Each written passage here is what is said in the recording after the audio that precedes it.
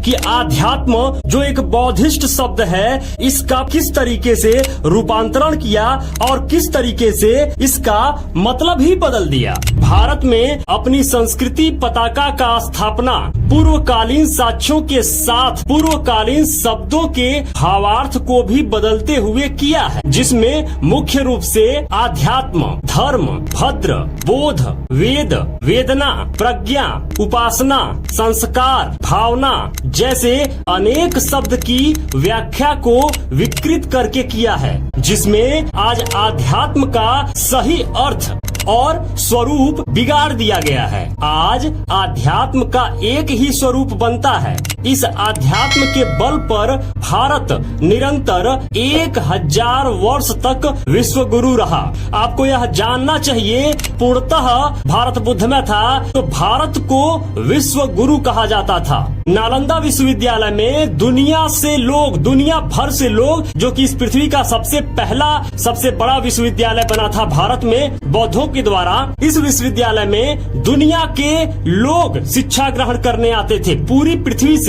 इसलिए भारत को विश्व गुरु कहा जाता था। बुद्ध के ज्ञान को अर्जित करने के लिए, बुद्ध के प्रताप को, बुद्ध के ज्ञान को, जो मार्ग जनमानस को दिखाए, उसको जानने के लिए लोग यहाँ आया करते थे। इसलिए भारत को विश्व गुरु कहा जाता था। अनेक शिक्षण संस्थानों द्वारा इस आध्यात्म पर पठन पाठन चलता रहा, लेकिन किसी शिक्षण संस्थान से कोई कर्मकांड या कुछ अन्य प्रकार की जानकारी नहीं मिली है। हाँ, अगर आध्यात्म पर कुछ जानकारी मिली है तो वह इस प्रकार है। आत्मा का अर्थ आध्यात्म यानी अध प्लस आत्म, आध्यात्म यानी अध प्लस आत्म। यहाँ आत्म का अर्थ आत्मा और परमात्मा से नहीं होकर स्वयं से है, अपना से है, यानी अध का अर्थ अध्ययन।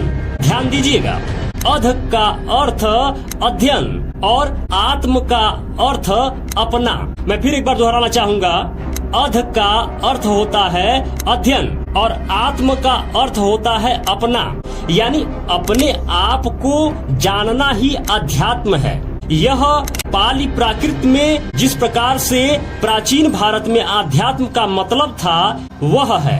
बाकी अब तो सब कुछ बदल ही गया है। अब कोई बताए कि इस आध्यात्म में कोई कर्मकांड या अन्य विषय कहाँ है, इसमें कहाँ कोई कर्मकांड समाहित होता है जो स्वयं का अध्ययन करने के लिए कहता है।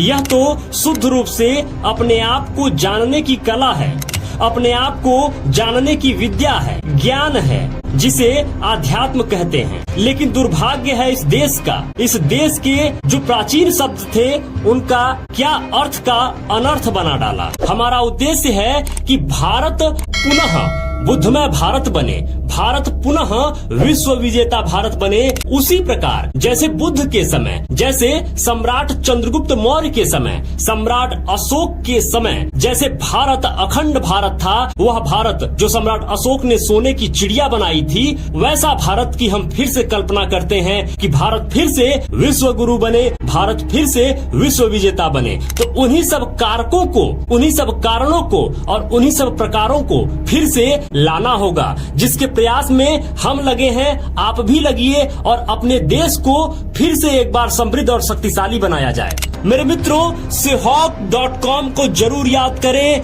सेहॉक.com को जरूर याद रखें, जो बौद्धिस्टों की सबसे बड़ी कंपनी है। अपने मोबाइल में सेहॉक.com जरूर लॉगिन करें और देखें इस कंपनी के पास क्या क्या सुविधाएं हैं। सुविधाएं लेकर अपने बुद्धिज्म के विकास के लिए आप योगदान कर सकते हैं, बुद्ध में भारत के लिए आप योगदान कर सकते हैं।